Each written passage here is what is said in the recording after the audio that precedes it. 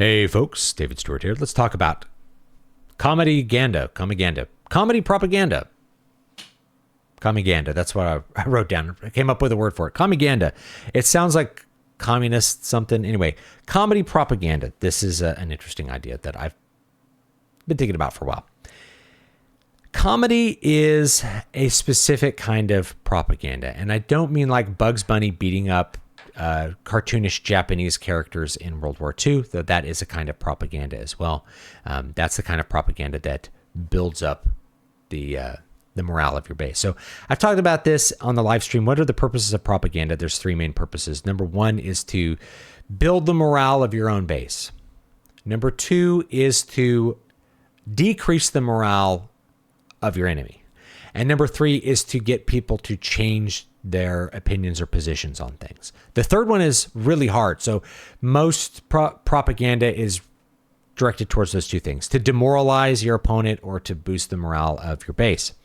And that's what those Bugs Bunny cartoons of like Bugs Bunny, fighting the big buck-toothed evil Japanese guy are about. Why you have this weird caricature of a Japanese person. You want him to look physically ugly. You want to show him being stupid, and clever Bugs Bunny getting one over him so people feel good about what we're doing and dislike the Japanese person more, right? They feel morally okay doing anything for war, right? War propaganda, it's very common. This is not me like judging Warner Brothers for doing that or Disney for doing, propaganda films in World War II. Every side was doing it. Anyway, comedy propaganda is not that, right? That is comedy, that is propaganda. But this is influencing people to slowly accept absurd ideas through comedy, because comedy deals with the absurd. Comedy, haha comedy, not like, the classic idea of a good ending is a comedy, like the Divine Comedy. We mean like haha comedy.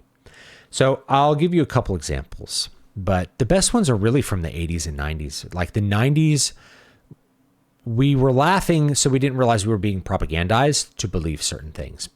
So if we look at Seinfeld was about a bunch of bad people doing bad things, and we were laughing at them. But while they're doing those bad things, they're also normalizing those bad things. They're normalizing having casual sex.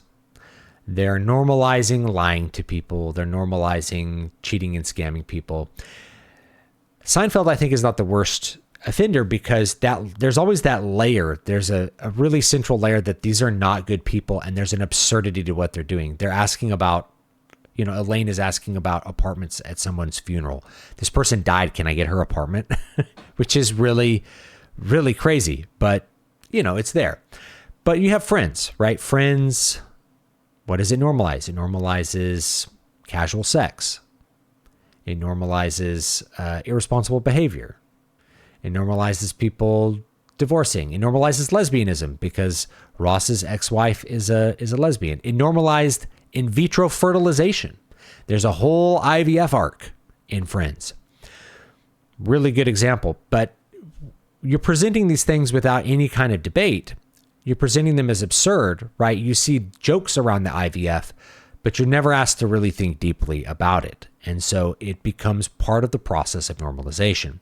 Another really good example is Will and Grace. Will and Grace is showing, it's kind of like gay blackface, right? It shows characters being obscenely gay almost, right? They're obviously gay. They're acting like flaming homosexuals. They're really gay. And at the same time, you're presenting gay relationships as being analogous to heterosexual relationships. And you're showing these people being good-natured and kind to each other and generally people that you would like to know and meet. So the obvious propaganda of a show like Will and Grace, Will with his fag hag Grace, is the normalization and really talking to normal people who probably don't, at that point, hadn't dealt a lot with homosexual relationships, that this was all normal, love is love kind of stuff, and they didn't really have to think deeper about the culture or know anything more about it. It was really effective propaganda, I think, in normalizing it, and it did it by having people laugh at the silly gays. We'll laugh at the silly gays, you laugh at the silly gays, you laugh at the silly gays, but through that process, you become acclimated to just seeing gays. It's the same thing with the entire trans issues, is you have people who laugh at it, then you have it be present and normalized, and then laughing at it becomes suddenly an issue. And that's when you know that you've crossed the threshold where once the propaganda has fully saturated and we've normalized an idea, then we remove the absurdity. You can no longer joke about it. You need to not treat this as absurd anymore and silly, and it has to be serious. Once you can no longer joke about it, you know you've reached the last stage of the propaganda process there. So cross-dressers, transvestites, these words that we used in the 80s and 90s to describe trans people, this was all stuff that was treated as funny. It was topics for Jerry Springer shows and Maury Povich and these afternoon talk shows. It's like, this person's really woman, is dressing as a woman, is trying to transition to a woman, having sex changes, and then we're like, this is so bizarre and weird, ha ha ha. Isn't it funny? Isn't it funny and silly? We have a joke about one of the characters having sex with a transsexual or a pre-op transsexual, let's say, in Bangkok in, I think, Hangover 2. That was supposed to be absurd and gross and hilarious. What happens a couple years later? That is really harmful. It's hurtful. It's bigoted. You can't joke about stuff like that. You can't make out all trans people to be like sexual predators. That's not okay. That's not an okay joke. So what is an okay joke? It's not okay to joke about them. They're victims. You can't punch down. Joking about them is punching down. Dave Chappelle, you need to be canceled for punching down. At that point, the propaganda has fully transitioned over into an area where now it becomes sacred and you can't make fun of it anymore. You laughed your way to normalization of the idea, and then they removed your ability to call it absurd, to object to it. Right. And I think all of our comedy has participated in this, at least somewhat unwittingly, whether it's South Park or something else. South Park, Matt and Trey may be themselves and may always be themselves and are just wanting to make jokes about it. But that's part of it. And at a certain point, they chafe because they can no longer make the jokes that they can make in 1999 or even 2009. But that's the way it is. At a certain point, the PC police said, okay, you've joked about it enough. You've put the idea in everybody's head. Now it's time for you to stop talking about it.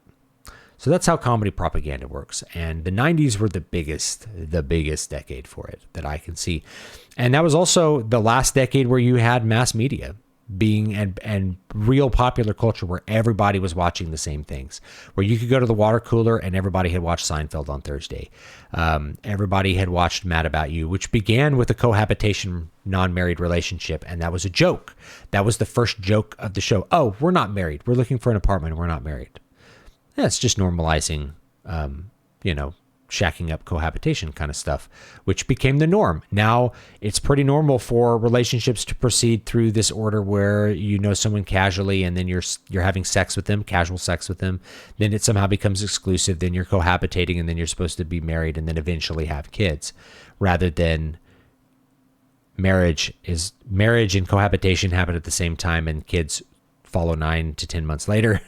In the old style of things, right? Like all of the family marriage stuff happens at once. All the fruits of the love are allowed to happen immediately. And that's no longer the case. You're kind of falling through these various casual levels. People breaking up and getting together and having bad sexual escapades. That's all funny.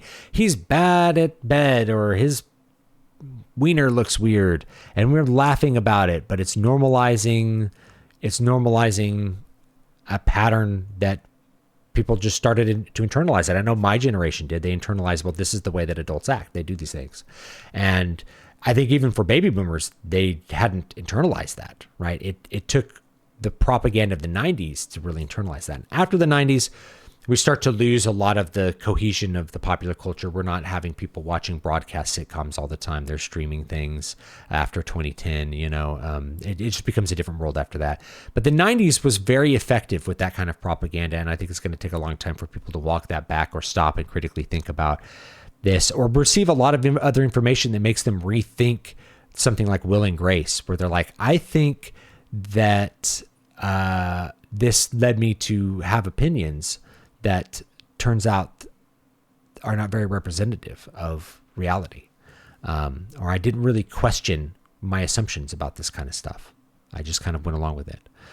So anyway, I'm not trying to disparage anybody with this particular video. I'm just showing how it works. So let's look around at the current comedy landscape. This is a big problem. Is everybody's like, how can you make jokes? What can you make jokes about? Look at the people making unfunny jokes, and they're trying to bring in absurdity to something that they'll later remove absurdity for. So if they're joking about killing all men and stuff, eventually that's going to be the thing. It'd be official discrimination. You can't joke about it anymore. Anyway, whatever it is, that's the direction you're going, at least from the corporate side, which has always been where the power has flowed in terms of mass media. But we're in a different realm where there's probably just less ability for that to be effective anymore. And probably less talent to pull off the writing to do it, because Seinfeld is still a genuinely funny show with its absurdity. And Friends might be as well. I haven't watched that one in quite a long time, or Will and Grace or any of that kind of stuff. But anyway, leave me your thoughts down below, and I'd love to read them, and I'll check you all next time. Don't forget to buy my book. Buy the book. It's a good book. It's a good book. It's got a romance in it. You'll like it.